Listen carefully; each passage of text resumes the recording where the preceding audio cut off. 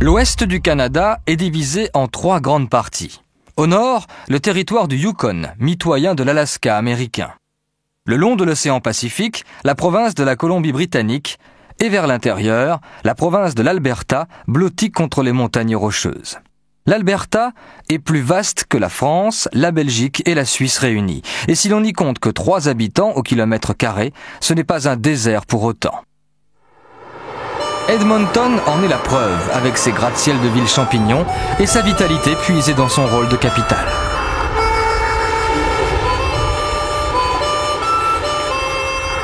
Au premier abord, on pourrait se croire aux États-Unis. Un monde anglophone, des gratte-ciels de verre et des lignes de fuite verticales. Malgré une grande fierté nationale, les influences économiques et culturelles américaines sont fortes et même incontournables. Un ambassadeur canadien disait d'ailleurs des États-Unis « Il n'est pas facile de coucher dans le lit d'un géant sans se faire écraser ».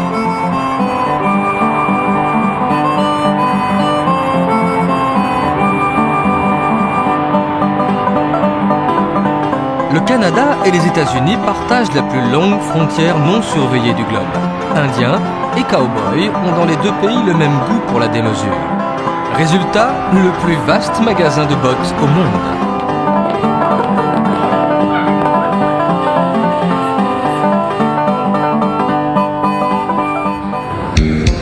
À Edmonton, comme dans bien des villes américaines, les techniques modernes permettent de s'affranchir des rigueurs du climat. Ainsi, 4 pyramides vitrées, les serres Muttart, abritent les flores des différents climats de la planète. Et la société de consommation a élevé ici l'un de ses plus beaux sanctuaires, le West Edmonton Mall, un des plus grands centres commerciaux jamais construits. Ici, tout est intérieur, même le golf, à l'abri des rigueurs du climat. Les 20 000 places de parking et les 800 magasins ont de quoi faire tourner la tête. Un hôtel délirant vous propose une nuit de sommeil dans une villa romaine. Et la suivante dans une calèche victorienne. La patinoire couverte est homologuée par la Ligue nationale de hockey et les vagues du parc aquatique géant sont elles aussi en intérieur.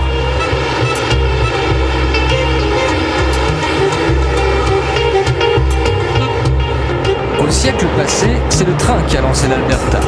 Avant le chemin de fer, cette région n'était que le pays du grand ciel. Aujourd'hui, les moyens de transport réduisent certes les distances, mais ils limitent aussi la portée du regard sur les prairies, l'immense plaine centrale du Canada.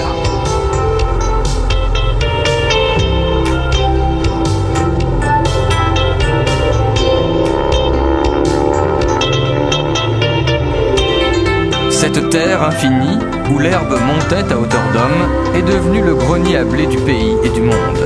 95% des céréales canadiennes y sont produites et les 3/4 sont exportées.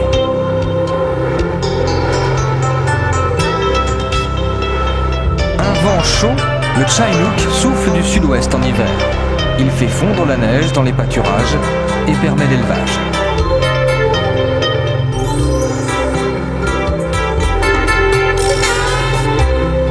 Le sous-sol de l'Alberta n'est pas ingrat non plus. Il recèle la plupart des réserves d'hydrocarbures du pays.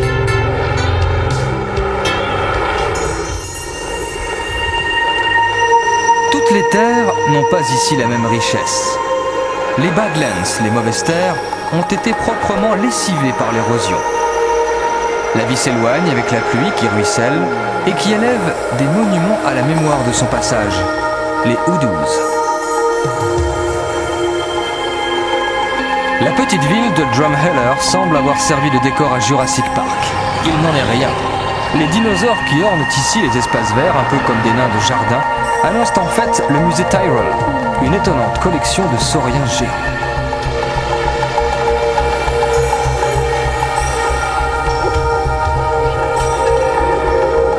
L'érosion a révélé ici un formidable gisement de squelettes qui appartiennent aux êtres les plus impressionnants du monde animal.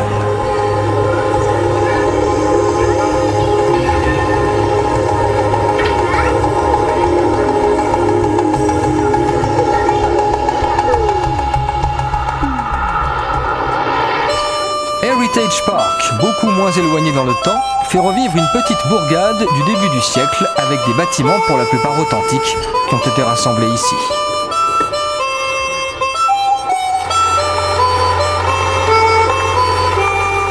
L'Alberta doit sa fortune à ses ressources naturelles, mais aussi à une position stratégique sur la route des fourrures et plus tard sur celle de la rue vers nord.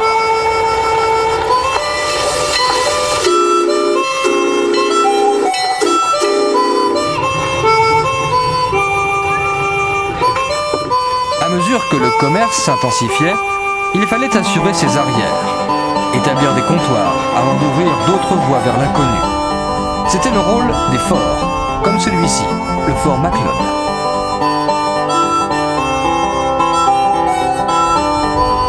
Ce fort reconstitué a été le premier installé dans l'Ouest par la célèbre police montée, créée à l'origine pour assurer la sécurité du chemin de fer.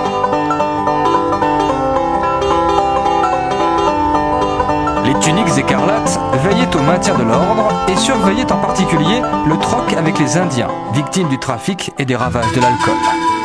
Une bouteille de torboyau s'échangeait contre une peau de bison.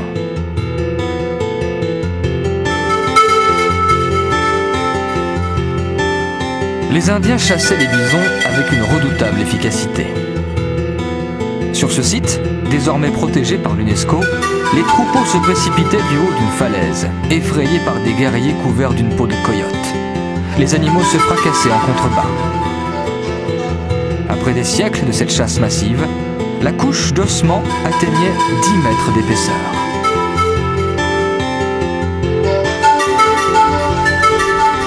Au XVIIIe siècle, l'arrivée du cheval dans la région a changé le mode de vie des Indiens. Toutes ces terres appartiennent aux Indiens Piganes. Mon travail, c'est de maintenir les vaches en dehors des cultures.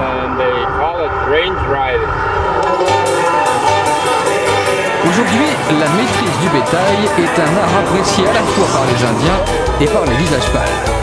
Tous les ans, dans la ville de Calgary, c'est le Stampede, un mot anglais qui évoque un troupeau emballé. 10 jours de rodéo qui font doubler la population de la ville.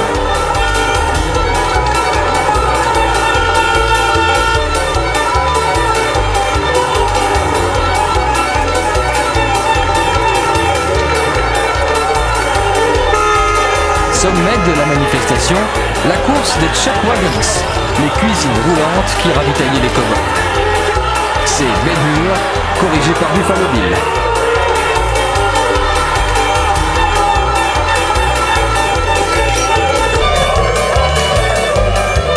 À Calgary, un stade à la forme d'une selle de cheval.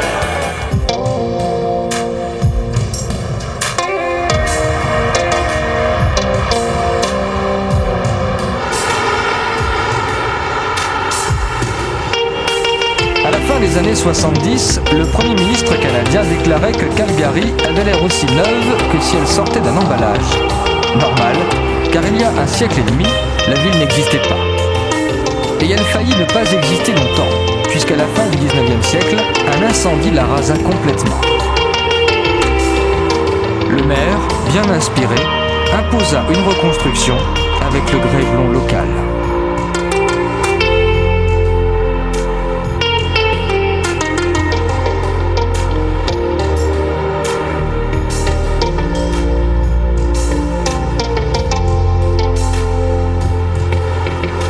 Le comble pour cette ville dont le nom signifie eau claire en écossais C'est le pétrole qui l'a fait grandir et qui l'a fait prospérer. 400 compagnies pétrolières y ont aujourd'hui établi leur siège et font tomber sur la ville une manne providentielle.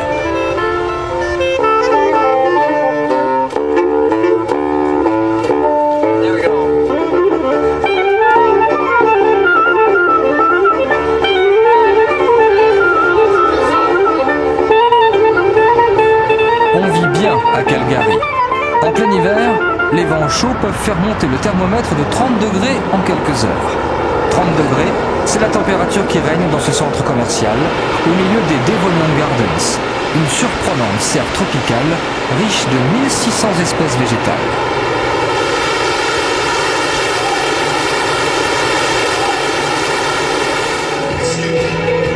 Elle est loin, celle que l'on surnommait Cowtown, la cité des bêches.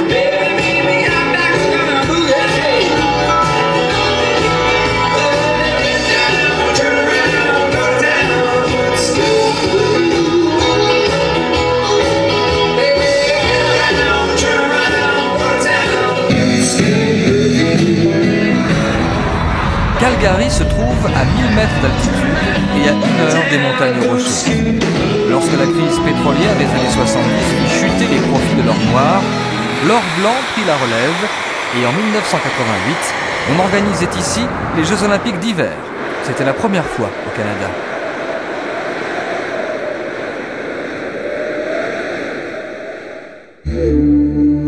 Poussés vers l'ouest, les premiers blancs qui aperçoivent ces puissantes montagnes sont français.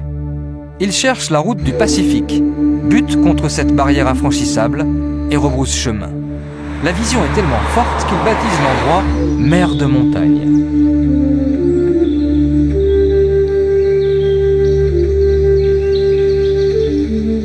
Ici, la flore et la faune sont comme au premier jour du monde, et elles le resteront peut-être jusqu'au dernier. Car même si la présence humaine est douce et discrète, elle représente toujours une menace pour une nature sauvage et fragile. Le pire danger que courent ces animaux n'est pas de croiser l'homme, mais d'en dépendre.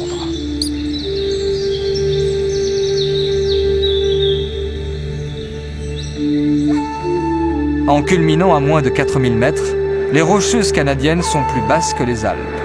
De plus, la grande humidité a permis la croissance d'une forêt très dense que les versants alpins ont perdue. La beauté des lieux s'en trouve sublimée.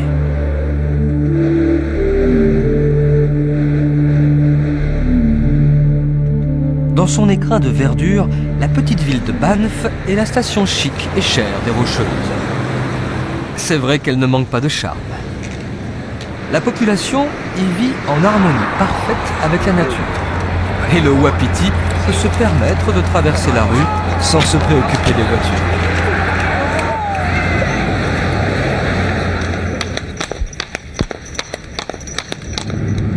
En remontant aux origines lointaines de la localité, on trouve des sources sulfureuses qui ont fait sa notoriété depuis le milieu du 19e siècle. Cette eau chaude guérissait de tout, même des coups de fusil.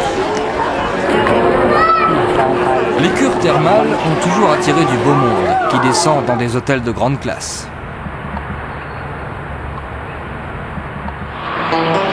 Il faut souligner le rôle important que jouent les parcs nationaux au Canada. Ils protègent la nature, mais permettent aux hommes de l'approcher.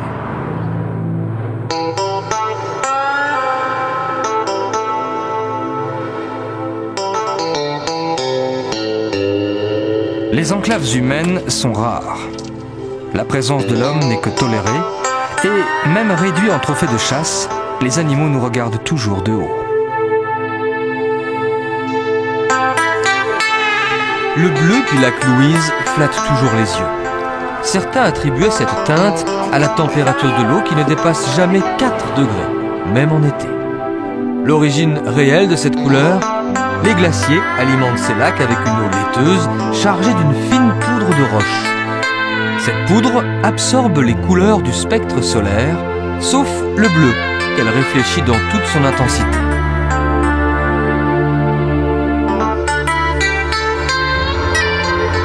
En continuant vers le nord, le paysage devient grandiose. Le champ de glace Columbia, L'incroyable masse de neige qui s'accumule ici chaque année, il peut en tomber jusqu'à 20 mètres, approvisionne une centaine de glaciers très actifs qui arrachent des pans entiers de montagnes. Le glacier de l'Athabasca est un de ceux-là. Le champ de glace Columbia est le plus grand d'Amérique du Nord, au sud du cercle polaire arctique. Il alimente le glacier Athabasca derrière moi, qui représente 2% de la surface du champ de glace Columbia. Le glacier fait 6 km de long sur 1 de large.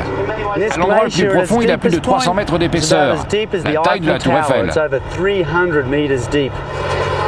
Même si le mouvement de la glace est imperceptible, il est bien réel. Le front du glacier avance de 15 mètres par an. Autour du champ de glace, on trouve 11 des 22 pics les plus élevés des Rocheuses. La glace qui s'accumule sur ces sommets glisse peu à peu dans les vallées et forme un glacier comme celui-ci. Les premiers visiteurs de ces contrées inaccessibles suivaient les cours d'eau. Devant les chutes Sunwapta, on comprend leurs difficultés. Marilyn Monroe a tourné pas loin d'ici un film au nom évocateur, La rivière sans retour.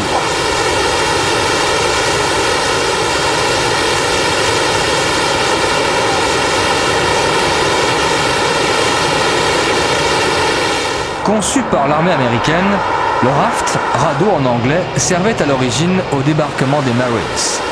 Pour éviter de tomber à l'eau, les pieds des rafteurs sont fixés à l'embarcation. L'eau de la rivière est dérivée des glaciers. Alors la saison débute au mois de mai et puis passe jusqu'à mi-septembre.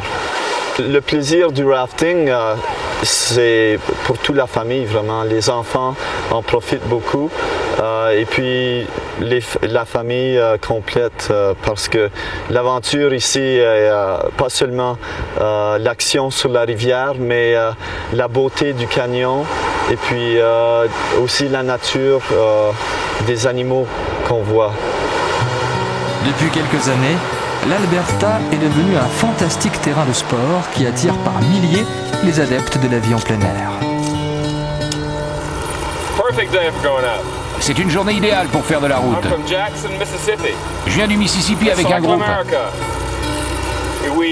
Nous roulons depuis 10 jours dans les Rocheuses.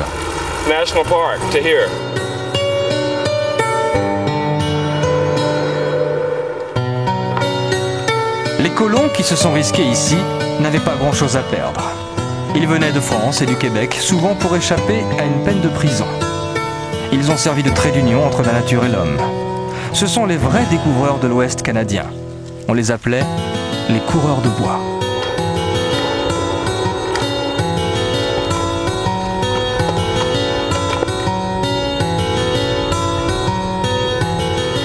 Dans les forêts, leur existence était rude. Ils devaient piéger les animaux pour assurer leur subsistance. Heureusement, la nature n'est pas ingrate. On trouve plusieurs espèces de truites dans cette rivière, toutes celles que j'aimerais pêcher.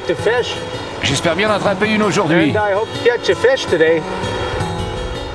Les paysages bucoliques, la protection draconienne des sites et de l'environnement confèrent à ces lieux une profonde sérénité.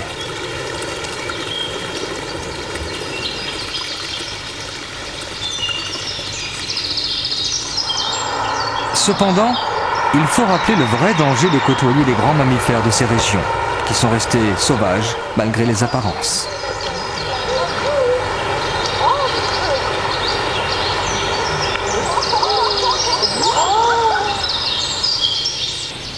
S'ils se sont menacés, un ours peut charger avec une rapidité stupéfiante. Même s'ils sont répertoriés, voire étiquetés, les ours restent sauvages et dangereux. Alors surtout, ne touchez pas au grizzly. Malgré les panneaux indicateurs, les animaux sont encore trop souvent victimes d'automobilistes imprudents. Si elles n'étaient pas aussi farouches et aussi agiles, les chèvres de montagne pourraient y laisser leur peau. Il n'y a pas de passage protégé pour les porcs-épics. Et les jours d'affluence, les mouflons sont vigilants. Comme il est strictement interdit de les nourrir, les animaux évitent les encombrements. Ils suivent les conseils de Bison Futé et prennent les itinéraires bis.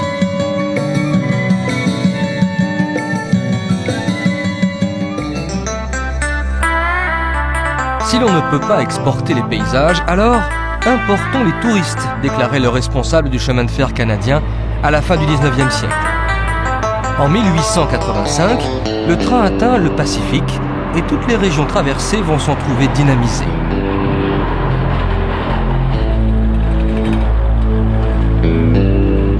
C'est le cheval de fer qui a contribué au développement de la petite ville de Jasper.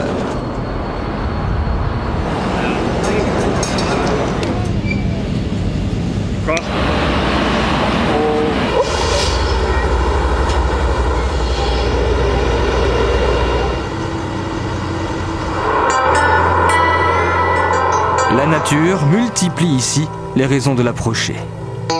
Le lac Medicine est un mystère puisqu'il se vide en automne alors qu'il ne possède pas d'écoulement apparent. Il est en fait rempli et vidangé par une rivière souterraine. Un autre prodige, le lac Maligne. Il a été découvert à 1670 mètres d'altitude par un géomètre qui cherchait un passage pour le train. Il s'étire en un long ruban de 23 km.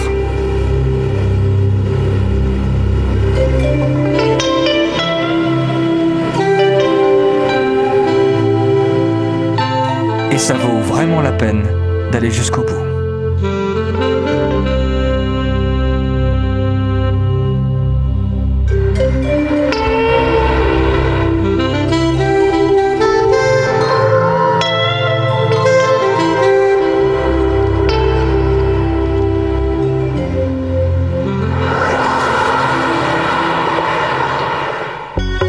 L'hiver règne ici sans partage.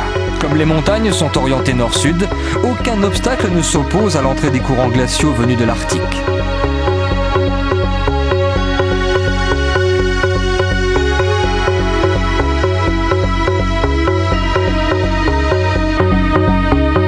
Lorsqu'un pionnier mourait gelé, on l'enterrait debout pour réduire la surface à creuser dans un sol plus dur que la pierre.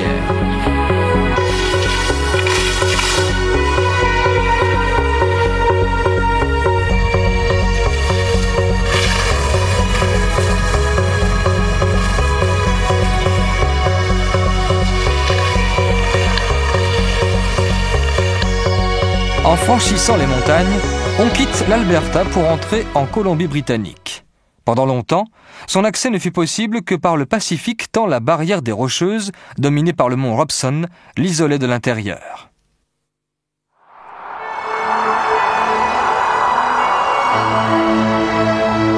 Bien qu'il soit 1000 mètres moins élevé que le Mont Blanc, le mont Robson en impose par une silhouette massive.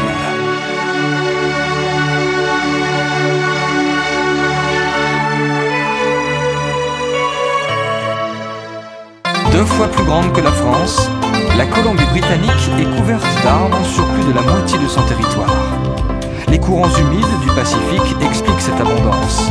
Et pourtant, la configuration des lieux n'est pas favorable à la forêt. On passe très vite de la haute montagne à la mer, donc la déclivité est forte.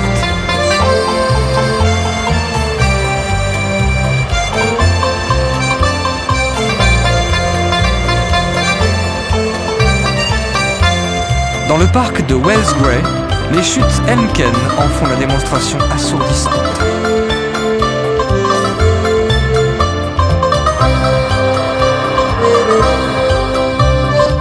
Le parc national du Kootenay est l'un des moins fréquentés. Il porte les cicatrices du combat implacable que l'eau et la roche se livrent depuis des millions d'années.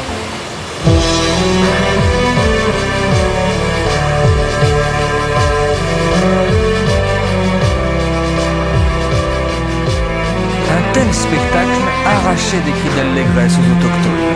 Yoho, s'écriait-il, c'est le nom que le parc a gardé. Les chutes Takako tombent de 400 mètres. Ce sont les plus hautes du Canada.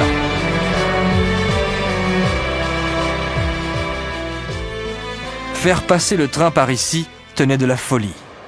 Comme la main-d'œuvre n'existait pas, on fit venir des Chinois de San Francisco par milliers. Les travaux durèrent 4 années et le train passa. À Revelstoke, on raconte la vie difficile des cheminots.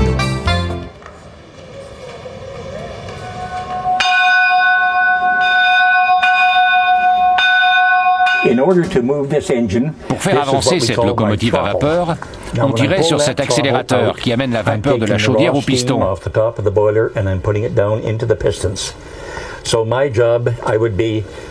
Je roulais la tête dehors, comme ça.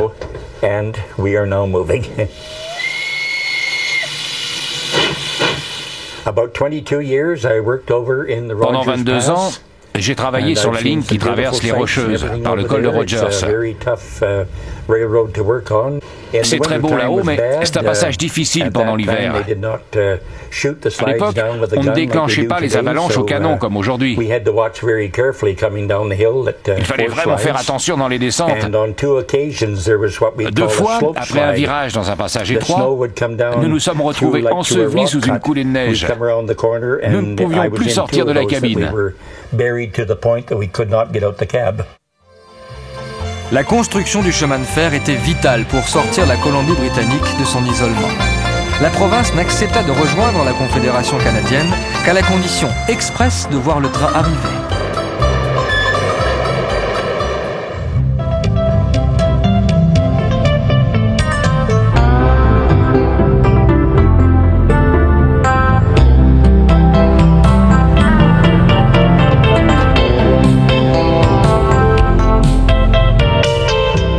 Pénétrant ici, les Canadiens de l'Est n'en croient pas leurs yeux. Eux qui ne connaissent que la toundra boréale et la forêt humide, ils découvrent le maquis provençal et même un échantillon du désert nord-africain.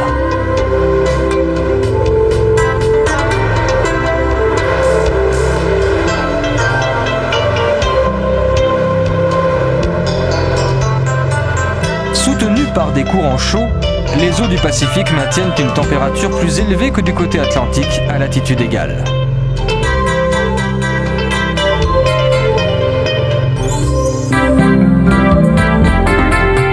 Le lac Okanagan n'a rien d'un fjord scandinave. Il a tout de la Riviera méditerranéenne avec des vignobles réputés et un verger qui est le second du Canada.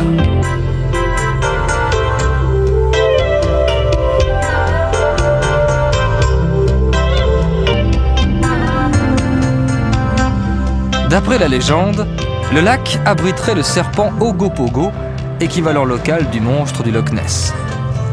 L'Office du tourisme offre $1 million à celui qui apportera la preuve de son existence. Malgré leurs craintes ancestrales, et devant tant d'avantages, les Indiens avaient appelé le lac l'endroit où l'on reste toujours.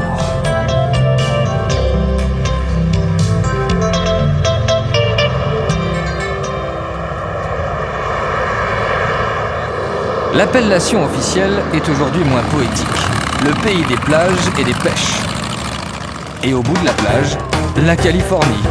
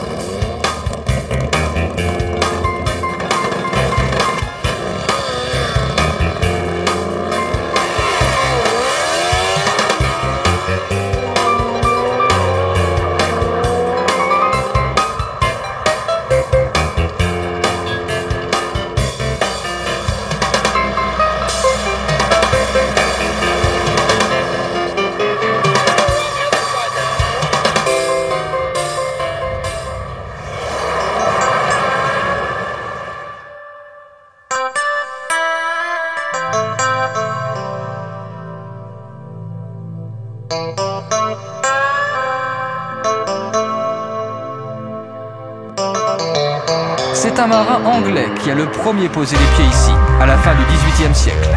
Cette ville a retenu son nom. La ville de Vancouver est grande ouverte sur la mer. Les maisons et les bateaux sont tellement proches qu'ils ont la même allure.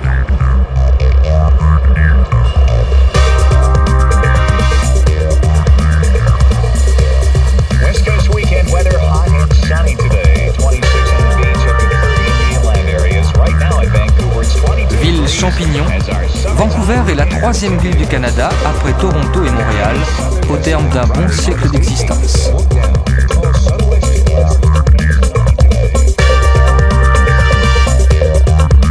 Avec San Francisco, Vancouver partage la même architecture. Les deux villes ont d'ailleurs souffert d'un terrible incendie. Il en résulte un singulier mélange de verre, de pierres et de briques, comme dans le quartier de Gastown, où une curieuse horloge rappelle qu'avec le temps, tout s'évapore.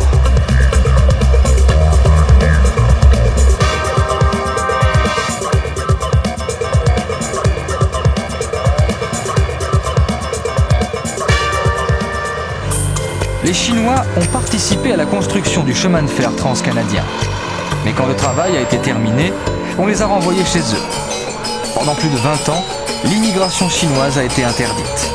Cela ne les a pas empêchés de former ici une communauté dynamique. Leur journal, le Chinese Times, est le journal de langue chinoise le plus diffusé d'Amérique du Nord.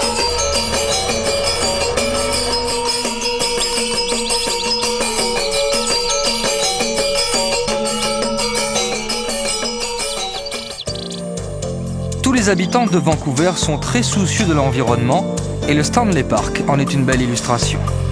Ce n'est probablement pas un hasard si l'association écologiste Greenpeace a vu le jour dans cette ville au début des années 70.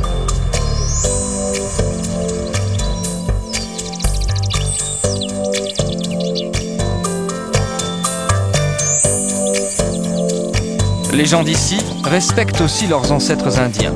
Ces mâts ne sont pas des totems, car ils n'ont aucune fonction religieuse. Ce sont plutôt des signes extérieurs de puissance.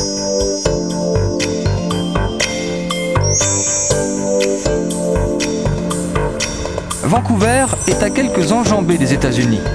La frontière est à peine à 20 km. L'empreinte anglo-saxonne est donc particulièrement marquée, même sur le gazon, avec ce bowling très britannique. L'exercice physique est ici un art de vivre.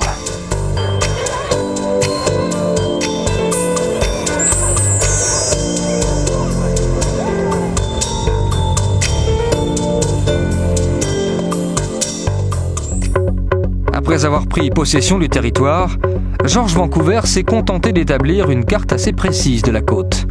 Il n'ira pas plus loin. Une épaisse forêt humide contrariait toute progression, et pourtant, l'arrière-pays ne manquait pas d'intérêt.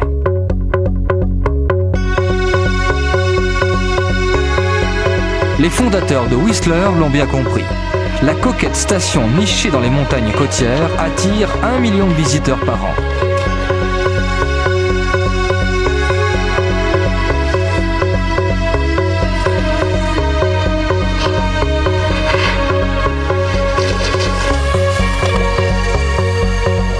L'hélicoptère emmène les amateurs de ski extrême dans les endroits les plus reculés.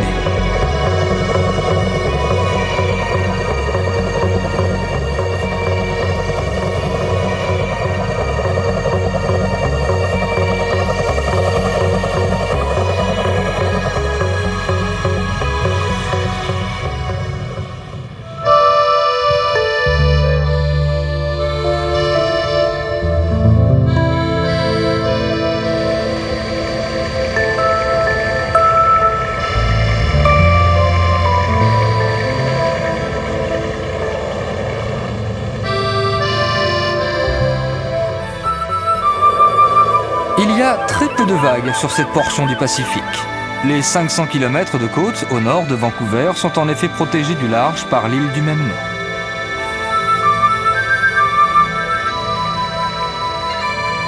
Sur l'île de Vancouver, Victoria, capitale de la Colombie-Britannique, est la plus british des cités canadiennes.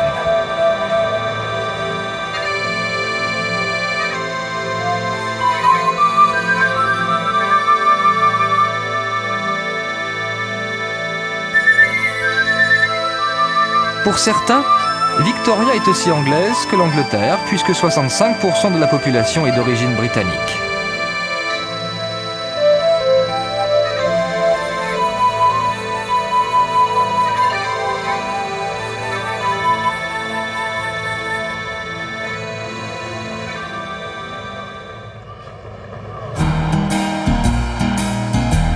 Le bois fait vivre un Canadien sur 10.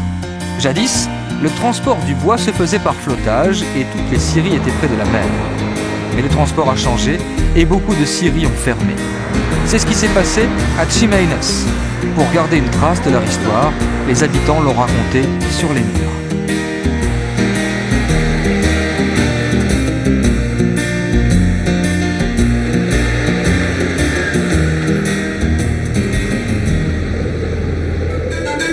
Les Indiens d'Amérique, les Amérindiens, sont originaires d'Asie. Ils sont arrivés il y a 30 000 ans, à la fin de la période glaciaire, en passant à pied sec par ce qui allait devenir le détroit de Bering. De tous les Indiens, ceux de la côte pacifique sont les moins connus.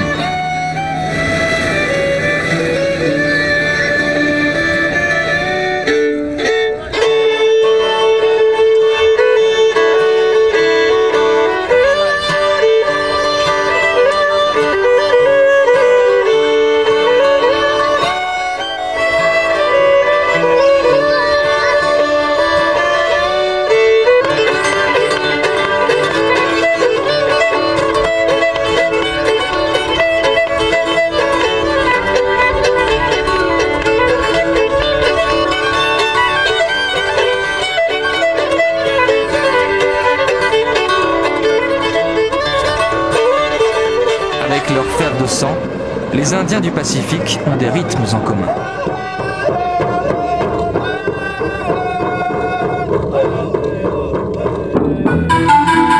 Mais leur société est plus complexe et la hiérarchie n'est pas figée. Quelqu'un peut gravir l'échelle sociale s'il a par exemple un don particulier pour la sculpture sur bois.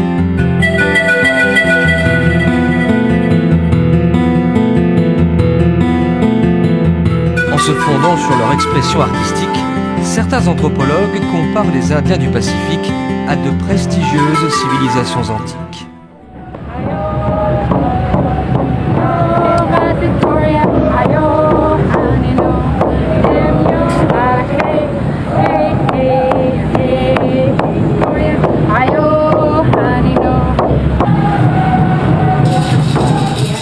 Dans la plupart des civilisations, la richesse consiste à amasser le plus possible de valeurs précieuses. Ici, on est d'autant plus riche que l'on accepte de voir les richesses matérielles partir en fumée.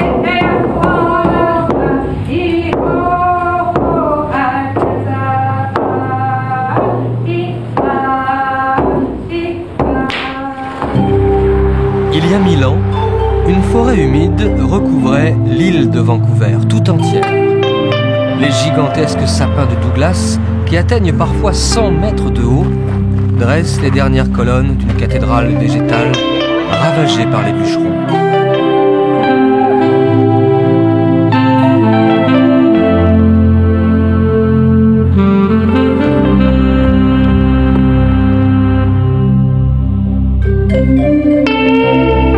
La côte occidentale de l'île est plus austère. Il y tombe jusqu'à 3 mètres de pluie par rang et par mètre carré. En été, la température moyenne ne dépasse pas 15 degrés centigrades. Ici, l'océan Pacifique retrouve son ardeur.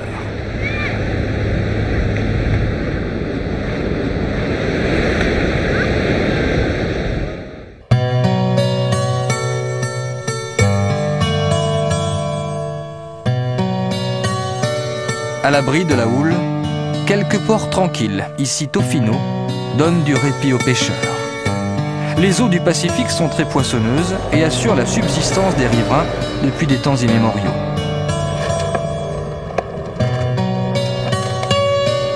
Avec le crabe géant d'Engerness, le saumon tient le haut du panier.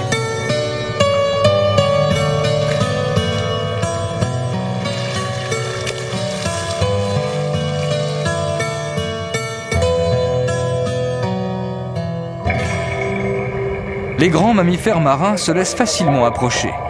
Le plus intelligent d'entre eux est certainement l'orque ou épaulard. C'est le seul de la famille à se nourrir d'animaux à sang chaud, d'où le surnom peu sympathique de baleine tueuse.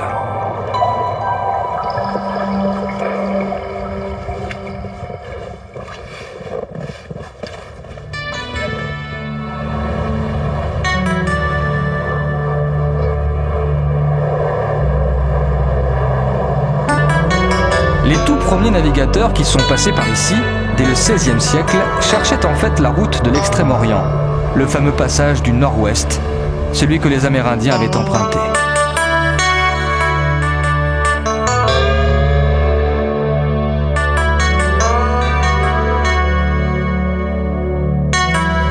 En suivant la côte, beaucoup se sont perdus dans un dédale de canaux et d'îles aux rives identiques. L'océan pénètre loin dans les terres. Le ciel se fond dans la mer. Le marin cherche des repères.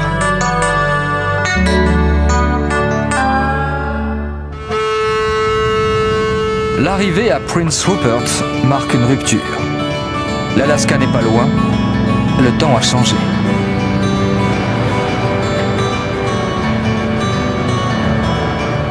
L'ambiance aussi a changé. On ne vient pas à Prince Rupert en villégiature. On vient y travailler, dur. C'est écrit sur le visage des gens.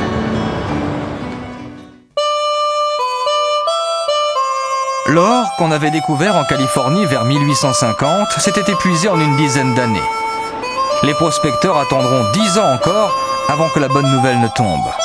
On avait trouvé de l'or dans les monts Caribou, au centre de la Colombie-Britannique. Aussitôt, ce fut la ruée. Ils débarquèrent à 20 ou 30 000, souvent dans le plus total dénuement.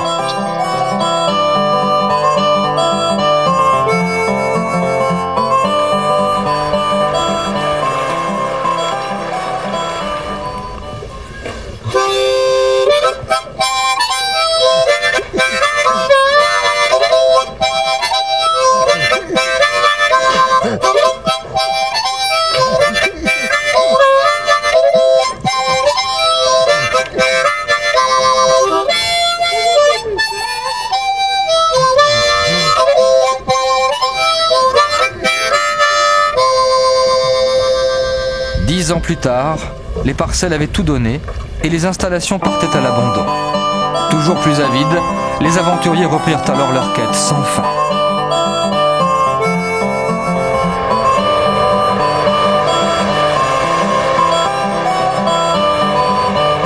La ruée a laissé des traces partout. L'or a disparu, mais on exploite toujours le filon. La démarche tient un peu du parc d'attractions, pourtant elle entretient la mémoire collective.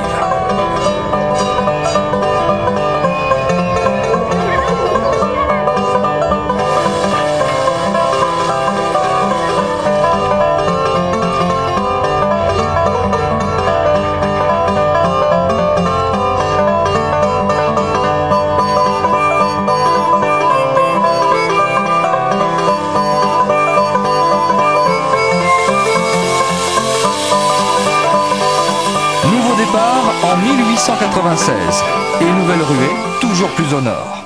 On a trouvé de l'or dans le territoire du Yukon, à la jonction des rivières Yukon et Klondike, à Dawson City.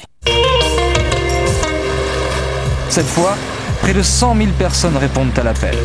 Dans le fol espoir de faire fortune, certains viennent même d'Australie. Les moins pauvres prennent le bateau à aube pour remonter le Yukon. Whitehorse, la capitale du territoire, naîtra d'une étape dans cette course effrénée.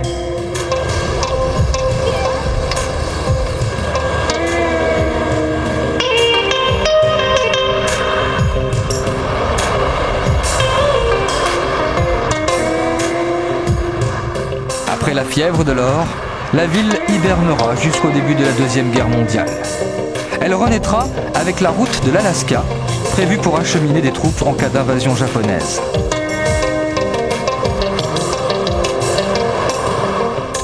Le climat du Yukon est très rigoureux. Il gèle pendant 6 mois de l'année et pendant l'été, difficile de fermer l'œil car il fait jour en pleine nuit. Avec le climat, le transport était le plus gros problème des chercheurs d'or. Entre Whitehorse et les gisements, il fallait parcourir 700 km d'une piste hasardeuse, infestée de brigands, d'animaux sauvages et barrée de montagnes hostiles. La solution la plus simple était de construire un radeau de fortune, mais beaucoup ne franchirent jamais les rapides.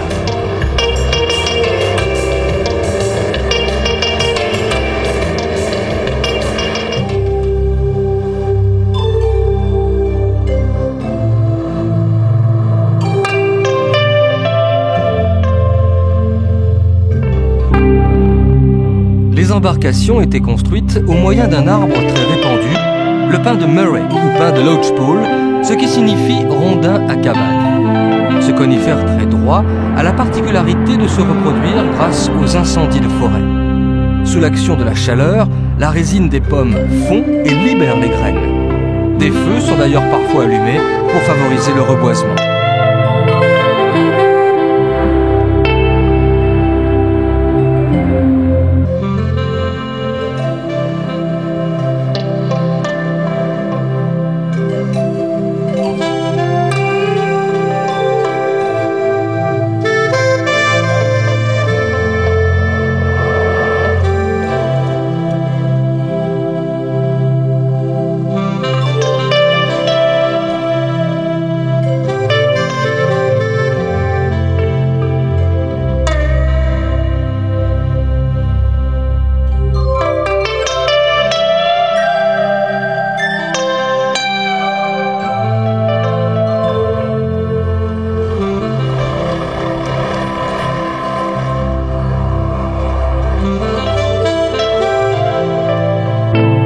Au Yukon, les populations indigènes sont constituées d'Indiens et d'Esquimaux.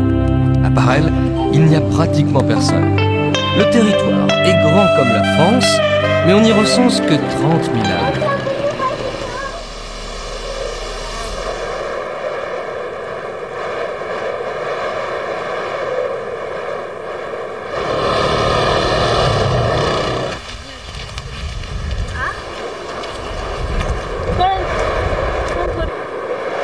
Une population a pris le dessus sur toutes les autres, celle des moustiques.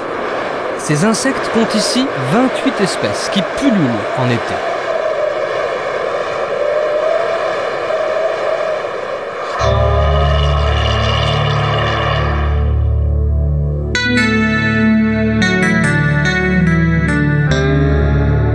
Non loin de la piste par laquelle on acheminait le matériel des chercheurs d'or, sur la route de l'Alaska, s'étend le parc national Kluane.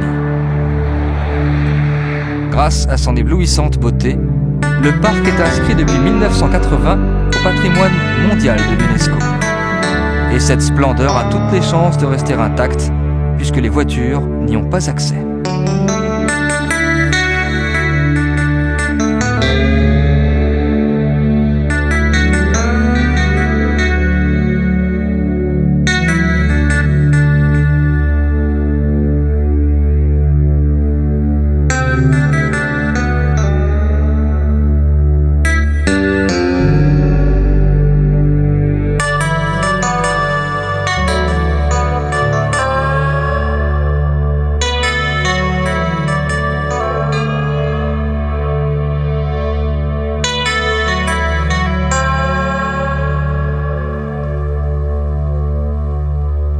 Après des semaines de navigation sur les eaux tumultueuses de la rivière Yukon, les chercheurs d'or fourbus arrivaient en vue des premières concessions.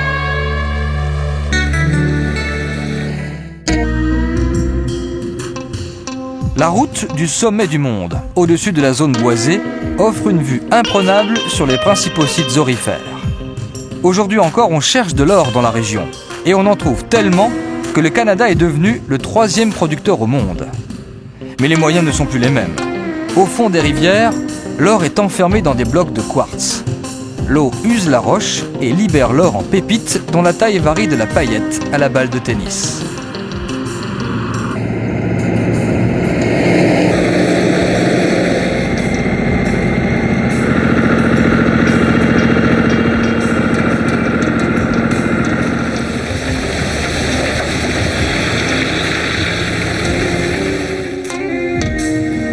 Dawson City, la ville de toutes les convoitises. Au début du siècle, 30 000 personnes vivaient ici. Dans les cafés, l'addition se réglait en poudre d'or. Et pour une petite minute de danse, les hommes coupés de tout payaient les rares femmes en pépites.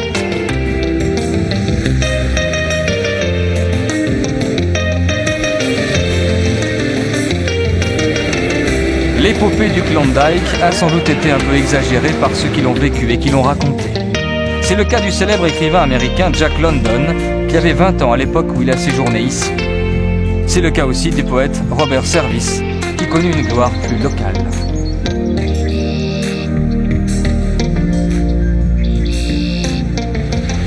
Ceux qui ont vraiment fait des affaires ne se sont pas salis les mains. Ils étaient propriétaires de bars ou de casinos.